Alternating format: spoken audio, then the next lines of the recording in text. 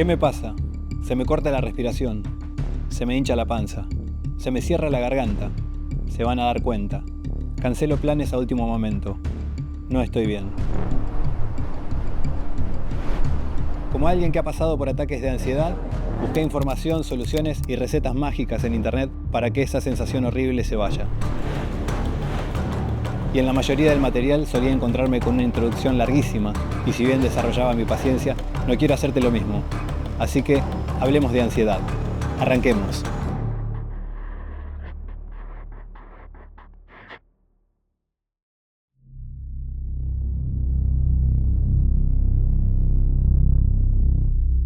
¿Qué es realmente la ansiedad?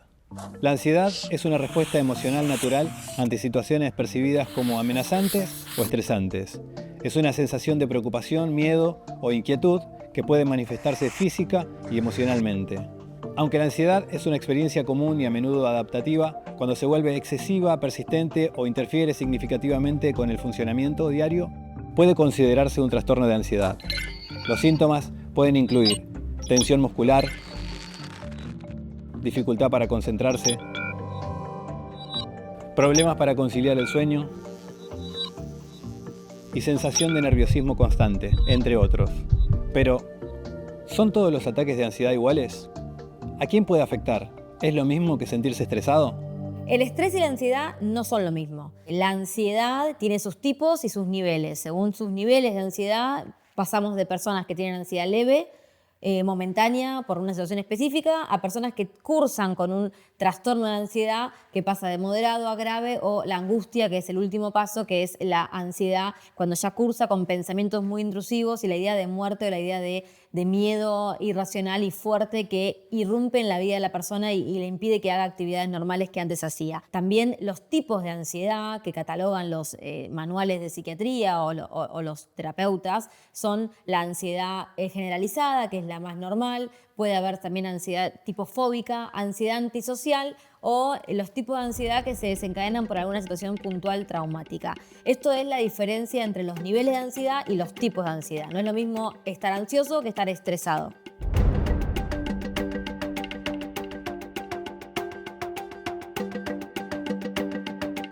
Así como en lo físico cuidamos nuestra salud, en lo mental debemos hacer lo mismo.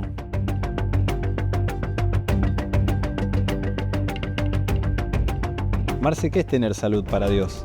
Bueno, sabes que la Biblia nunca utiliza el término salud mental.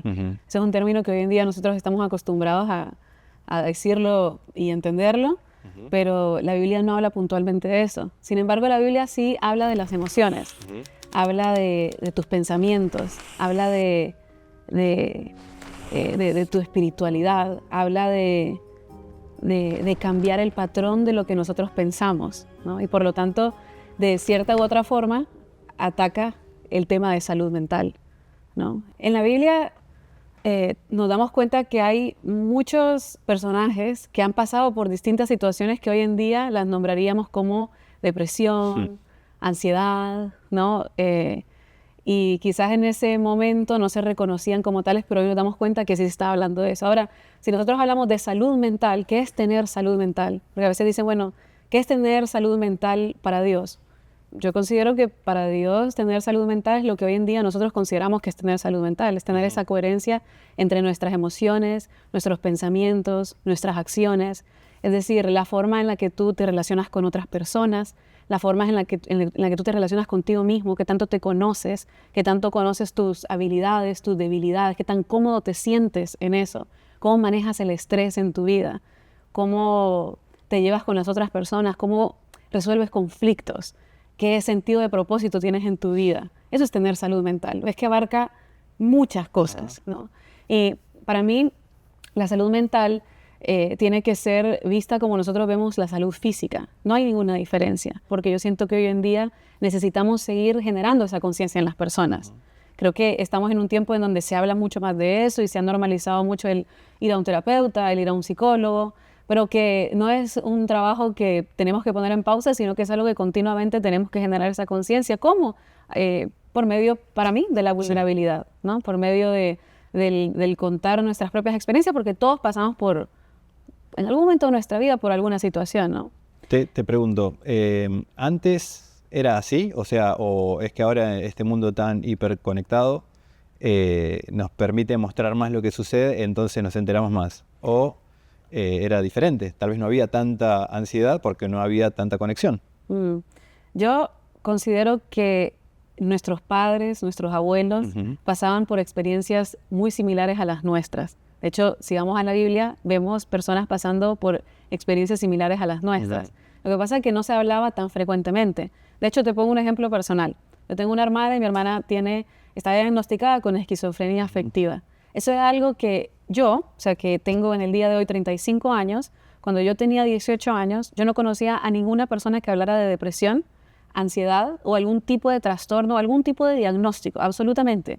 De hecho, yo recuerdo a mis 15 años o 13 años, cuando mi hermana fue diagnosticada, mentirle a personas y decir que mi hermana estaba enferma con una enfermedad física, porque esa era la forma en la que yo iba a generar quizás compasión de alguien, pero nunca hablaba de lo que realmente pasaba con mi hermana, y es que ella estaba en un hospital psiquiátrico. Para mí era algo extraño. Yo estoy hablando que cuando yo tenía 13 años, estamos hablando de que un par de años atrás, o sea, tampoco fue tanto. Entonces no existía esa conciencia hace un par de años atrás de la conciencia que hoy en día hay sobre eso, ¿no? Ahora, que hay personas que dicen, bueno, antes no pasaban esas cosas. Y déjame dudar eso, porque yo a veces veo a mis papás, a mis abuelos con ciertos traumas y ciertas situaciones no resueltas, porque al final la salud mental afecta todo en ti. Afecta cómo te ves a ti mismo, cómo te relacionas, la forma en la que vas a tomar las decisiones, la forma en la que afrontas las dificultades en la vida, tu carácter o tu personalidad. Y de hecho, en la Biblia nosotros vemos continuamente a distintos personajes que pasan por distintas situaciones. De hecho, te traje algunos versículos que quiero leerte y quiero que los investiguemos un poquito, porque me parecen pues muy interesantes, ¿no? A ver qué trajiste. De hecho, antes de leerte alguno de estos, te hablo del salmista, ¿no? Algunos de ellos fueron escritos por el rey David. Muchos de los salmos hablan de experiencias muy profundas, muy oscuras, que claro, siempre a la luz de la fe y siempre pidiendo e implorándole a Dios que lo encontrara en ese sentimiento y en esa soledad tan profunda. Pero de repente nosotros leemos algunos de los salmos y decimos, esta persona quería quitarse la vida. Esta persona la estaba pasando re mal, estaba deprimido, estaba ansioso, ¿no? Y no sé en qué momento de repente en la iglesia se empezó a volver como un tabú hablar, y no solamente en la iglesia, porque creo que también en la sociedad en sí, porque yo te digo, yo no era parte de una iglesia y sin embargo yo no me sentía cómoda hablando de la situación que le pasaba a mi hermana. Pero fíjate, te voy a leer un Salmo 13:1. Dice, ¿hasta cuándo, Señor, me tendrás en el olvido? ¿Hasta cuándo te esconderás de mí tu rostro? ¿Hasta cuándo me tendrás en este olvido? ¿No? Entonces podemos decir que esta persona se sentía completamente vacía, te has olvidado de mí. Abandonado, sí. Entonces, Job 3. Job había perdido la esperanza. Y muchos de estos personajes, de hecho, en muchos momentos decían, quítame la vida, ¿para qué nací? ¿Para qué estoy en esta tierra? Eclesiastés 2:17, Salomón dice, aborrecí entonces la vida, pues todo cuanto se hace bajo el sol me resultaba repugnante. Aborrecí entonces mi vida. Tú sabes que si yo escucho a una persona decir esto en terapia, pues yo empiezo a crear un plan de acción para la persona, porque me empiezo a preocupar por su bienestar y también por su seguridad, ¿no? Jeremías 15:10 dice, ay de mí, madre mía, que me diste a la luz, como hombre de contiendas y disputas contra toda la nación. No he prestado ni me han prestado, pero todos me maldicen. O sea, nosotros vemos continuamente a distintos personajes de la Biblia aborreciendo su vida y casi que implorando ayuda, ya no dando más, ¿no? De hecho, uno de esos personajes es Elías, el profeta Elías. Y los profetas, a mí me gusta mencionar esta historia del profeta porque tenían un rol muy importante, que era denunciar las injusticias. Ellos eran unos líderes muy importantes. Y sin embargo, ellos también pasaban por situaciones en las que a veces luchaban con su salud mental y no estaban siempre en un lugar óptimo. Pero nosotros, no sé si te pasa, pero a mí me pasa esto, ¿no? Sí. Que lo digo y me pasa igual, que cuando yo leo acerca de ellos, siento como que estoy hablando de otra humanidad, otras personas que no pasaban por lo que yo paso. Pero uno cuando lee la Biblia no se puede olvidar que la Biblia en realidad nos está leyendo a nosotros todo el tiempo. Por eso la Biblia es relevante en el día de hoy, porque de lo que habla es lo que yo vivo.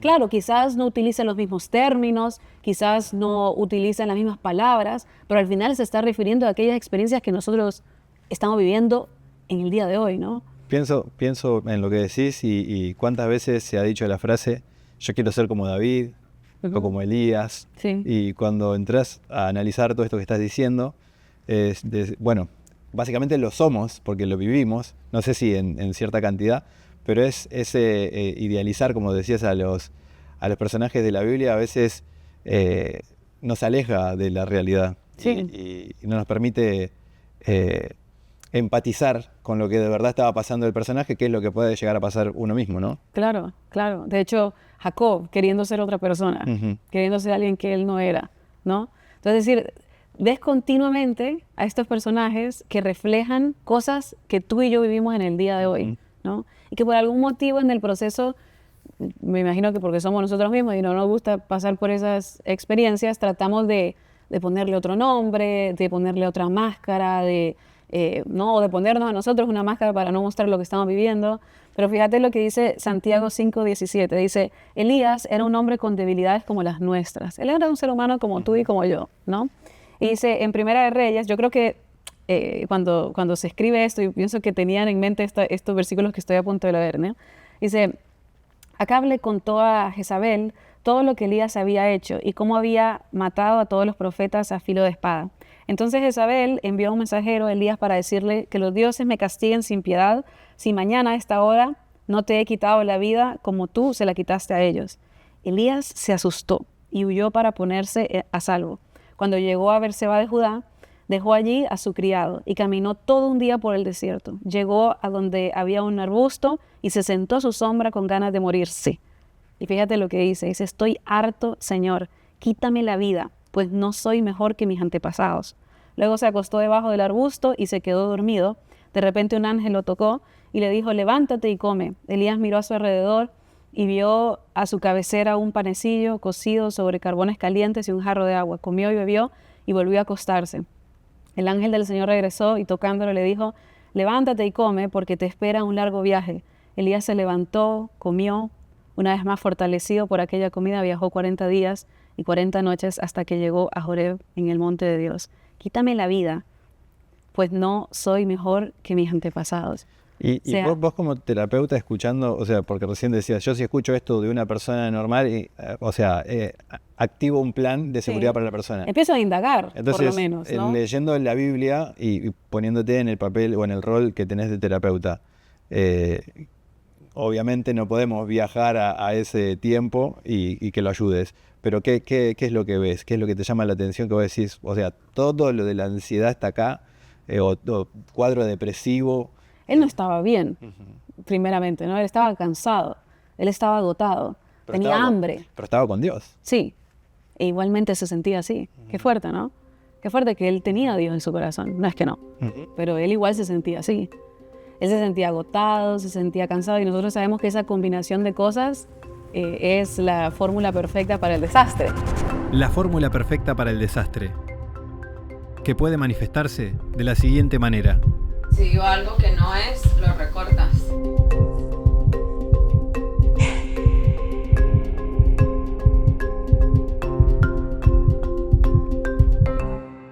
Rolling A. Rolling B. Rolling A, rolling B. All right, I'm ready. ¿Qué sentís cuando te da ansiedad? Me sudan las manos horrible, una cosa horrible. A veces no puedo respirar bien, empiezo a hiperventilar. Me empezaba a despertar con sobresaltos. mis pulsaciones, por supuesto, no puedo dormir con la tranquilidad que siempre duermo. Mi estómago se revuelve, o sea, pero revuelto al punto que me cuesta levantarme de una silla, caminar, o sea, no hay posición cómoda que haga que mi cuerpo fluya, ¿no? Empecé a experimentar disociación. Y bueno, y la mente, ¿no? Empieza a correr. Los ataques de ansiedad, así también como le llaman las crisis de ataque de pánico, si bien no son lo mismo, tienen síntomas muy similares. La gran diferencia es que los ataques de pánico tienen el pensamiento de muerte, de que algo catastrófico va a ocurrir. Ahora, los síntomas en ambos son muy similares y tienen que ver con la respiración entrecortada, la falta de aire, a veces ocurre parálisis, pensamientos intrusivos, náuseas, mareos, la persona se desvanece, no puede respirar bien. Todo esto acompaña a la persona que lo va sintiendo, que empieza de forma muy leve, moderada y se va incrementando, acompañada con esos pensamientos que les dije de catastrófico, y a partir de ahí empiezan como a descender otra vez y la persona vuelve al estado normal. Cuando a una persona cercana le está ocurriendo esto, por lo general se aísla, la vemos que está rara, que no puede respirar bien y necesita como tener su espacio, y ahí nos podemos dar cuenta que quizás que una persona esté atravesando alguna crisis de pánico o de ansiedad. Muchas veces la gente que te rodea tiene buenas intenciones, pero desconoce lo que te pasa.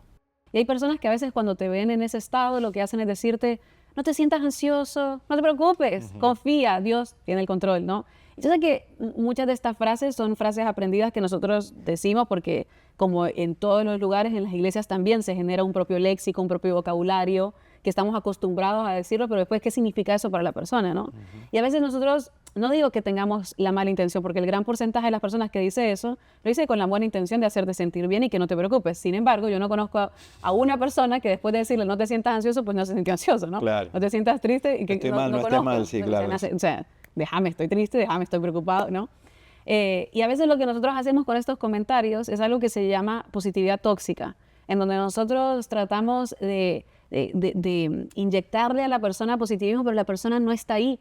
Elías lo que necesitaba era descansar. Elías no estaba bien. Él necesitaba que lo dejaran dormir, él necesitaba que sus necesidades básicas se cubrieran, que era descansar, y luego él se podía levantar y seguir adelante, pero él necesitaba darse ese espacio para poder procesar aquello que él estaba viviendo. ¿Cómo me encantaría tener a Elías y hacerle esa pregunta, Claro, ¿no? de hecho, descansar y lo obligaron a comer. O sea, Sí. levantate a comer, que también es muy importante dentro de las necesidades básicas, porque uno a veces quiere descansar y cuando está pasando estas situaciones feas, se refugia solamente en descansar, pero es importante alimentarse porque tiene mucho que ver dentro también de lo físico con la ansiedad. Y que podemos hacer una gran analogía de eso de alimentarse, ¿no? Porque también es alimentarse espiritualmente. Claro. No alimentarse con cosas que te van a sacar de esos espacios. Reconocer la ansiedad es el primer paso hacia la sanación. Recordá que no estás solo en esta lucha. Si te sentís identificado, busca ayuda y compartí tu carga con otros.